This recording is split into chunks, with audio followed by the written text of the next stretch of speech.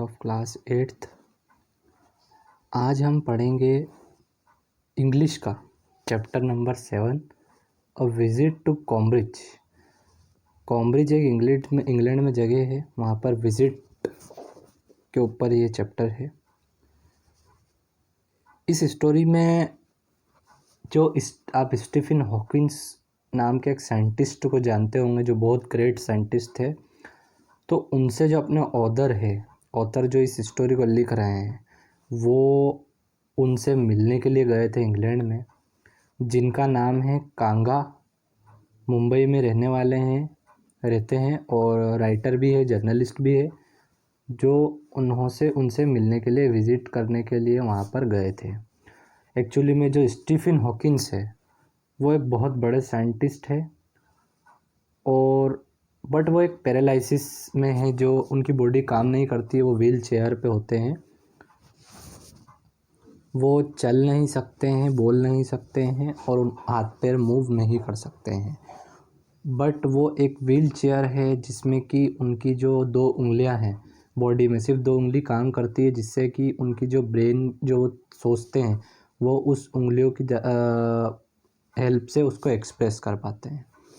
और जो हमारे राइटर है वो भी व्हील चेयर पे हैं, और बट उनकी जो बॉडी है, उनकी हड्डियाँ टूटी हुई है, तो वो भी व्हील चेयर पे होते हैं, पर वो बोल पाते हैं और सुन पाते हैं।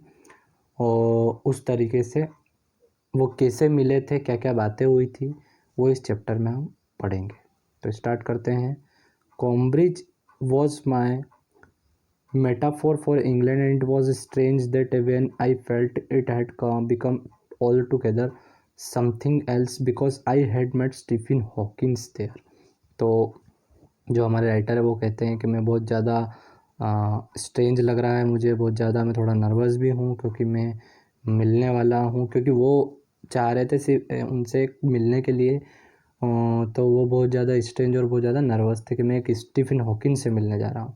I was on the walking tour through Cambridge that the guide mentioned Stephen Hawking's poor man who is quite disabled now, though his worthy successor is Isaac Newton, whose chair he has at the university।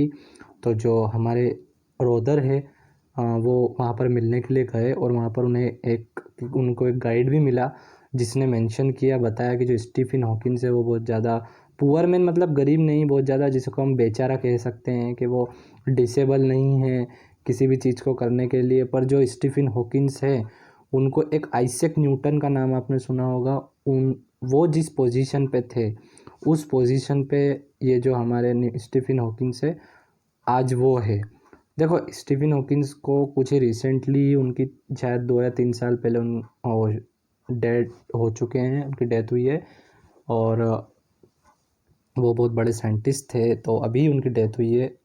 तो उसके बारे में ये कह रहे हैं जो guide है कि वो एक आइजैक न्यूटन की चेयर पे बैठे हैं यूनिवर्सिटी पे, जो पहले आइजैक न्यूटन थे उनकी चेयर पे आज ये हमारे स्टीफन हॉकिंस हैं।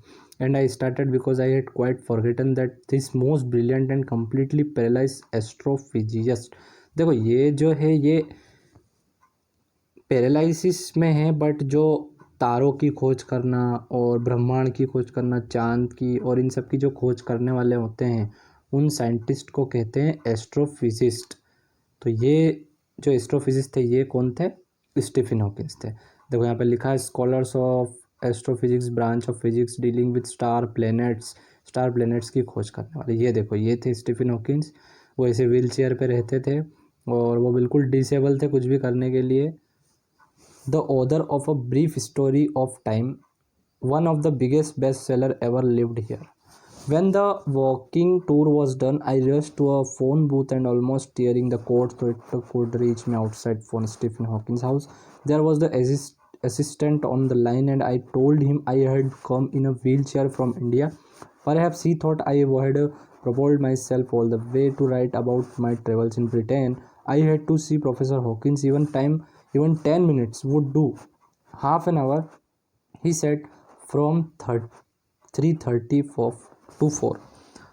तो एक्चुअली में जो हमारे राइटर हैं वो बहुत ज़्यादा उत्सुक थे उनसे मिलने के लिए, तो जैसे ही एक्चुअली में वो बैठे हुए थे वहाँ पर पहुँचने के बाद में, तो जैसे ही फ़ोन आता है असिस्टेंट का, स्टीफन हॉकिंस से के असिस्टेंट का कि आप उनसे मिलने के लिए आ सकते हैं और आपको सिर्फ अपॉइंटमेंट है तो आप सिर्फ 30 मिनट्स के लिए उनसे मिल सकते हैं, ये आपको हम देते हैं 30 मिनट्स में, आप सिर्फ 30 मिनट्स के लिए उनसे मिल सकते हैं। तो बहुत ज़्यादा खुश हो जाते हैं और बहुत ज़्यादा एक्साइटेड हो जाते हैं और वो कहते हैं कि मैं बहुत दूर से आया हूँ और व्हील चेयर पे इंडिया से आया हूँ, तो मुझे आप प्लीज़ 30 मिनट्स दें। तो वो कहते हैं ठीक है, और उसके बाद में वो अंदर जाते हैं और मिलते हैं। And suddenly I felt weak all over, growing up disable, you get fed up with people asking you to be brave as if you have a courage account on which you are too lazy to draw a check.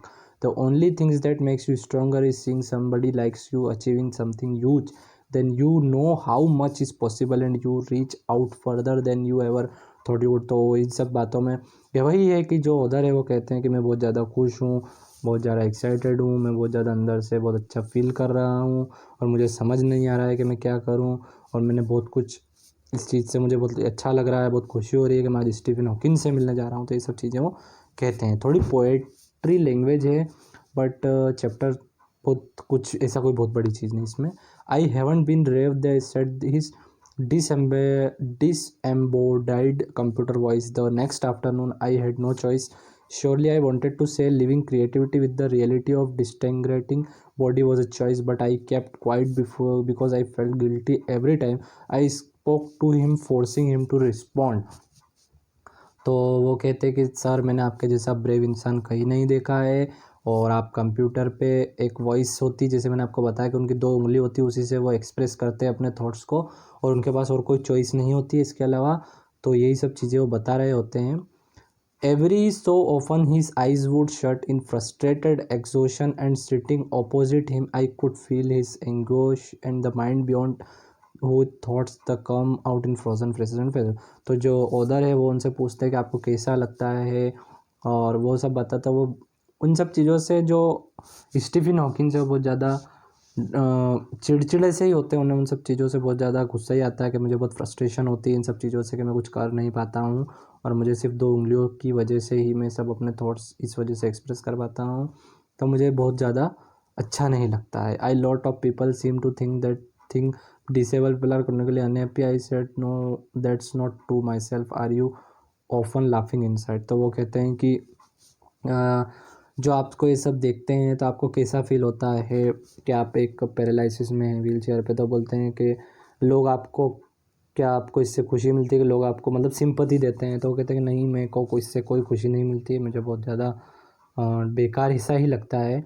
About 3 minutes later, और इसके बाद में 3 minute बाद वो respond करते हैं, I find amusing when people to. तो कहते हैं कि मुझे बहुत ज़्यादा अजीब सा लगता है जब ये लोग मुझे इसे देखते हैं और मुझे बहुत सारा गुस्सा सा भी आता है। The answer flash yes with then he smiled his one way smile and I knew without being sentimental और silly that I was looking at one of the most beautiful man in the world. तो जो other है वो कहते हैं कि yes मैं आपकी इस बात से सहमत हूँ कि बहुत ज़्यादा इससे अच्छा नहीं लगता है, मुझे भी ये सब चीज़ें झेलनी पड़ती है, और मैं अगर सही कहूँ तो मुझे आपसे मिल के बहुत मुझे लग रहा है कि मैं बहुत ब्यूटीफुल इंसान से, आदमी से मैं मिल रहा हूँ।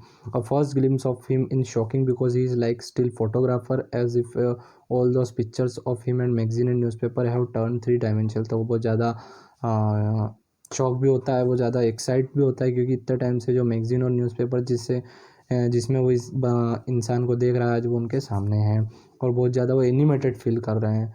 Then you see the head twisted sideways into a slump, the torso shrunk inside the pale blue shirt, the wasted legs. You look at his eyes, which can speak still, and they are saying something huge and urgent.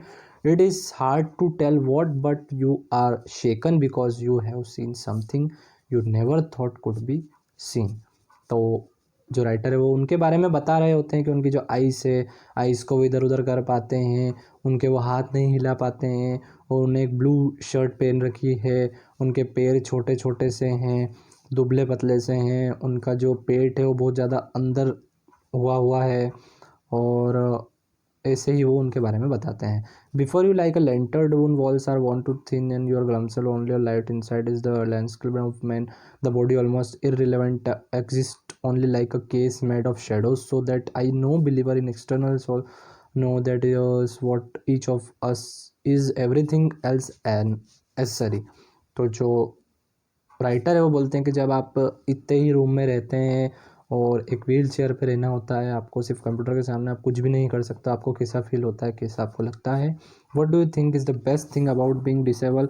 I had ask him earlier. और वो पूछते हैं कि जो आप कुछ भी नहीं कर पाते हैं और जो डिसेबल है, इन सब चीज़ों में क्या अच्छा है? आपको क्या लगता है कि इन सब चीज़ों में क्या चीज़ अच्छी हो सकती है? तो वो कहते हैं कि I don't think there is an anything good about being disable. तो वो कहते हैं कि ऐसा कुछ भी नहीं है जो अच्छा है डिसेबल होने में। I think I said you do discover how much kindness there in the world. Yes, I said that there was a disadvantage of voice synthesizer, that it could convey no inflection, no shades or tone, and I could not tell how enthusiastically he agreed with me. तो जो right author है वो उनसे पूछते हैं सब चीज़ें, तो जो स्टीफन हॉकिंस है वो बताते हैं कि देखो, जो हम बोलते हैं, अगर हम खुद मुंह से बोलते हैं तो हम उसमें एक्सप्रेशन बता सकते हैं कि हम गुस्सा कर रहे हैं, कि हम खुश हैं, कि हम उदास हैं। पर हम अगर कुछ नहीं कर सकते और हम सिर्फ इसे एक कंप्यूटर पे बताते, तो उससे हमारी जो एक्सप्रेशन है, हमारी जो फीलिंग है, वो हम उसमें एक्सप्रेस नहीं कर सकते। तो every time I shifted in my chair and turn my dress to watch the time, I wanted to make every one of our 30 minutes count. I felt a huge relief, exhilaration in the possibility of my body, how little it mattered then it I would never walked or even stand। तो मैं रोज़ ही अपनी wrist watch को देखता हूँ, अपना समय देखता रहता हूँ और मैं उससे यही सोचता रहता हूँ कि मैं स्टैंड नहीं कर सकता और घूम नहीं सकता, पर फिर भी मैं उन सब चीज़ों से दुखी नहीं हूँ, क्योंकि मैं अपना माइंड से सोच जरूर सकता हूँ। I told him how he had been inspiration beyond cliche for me and surely for others did that thought help him. तो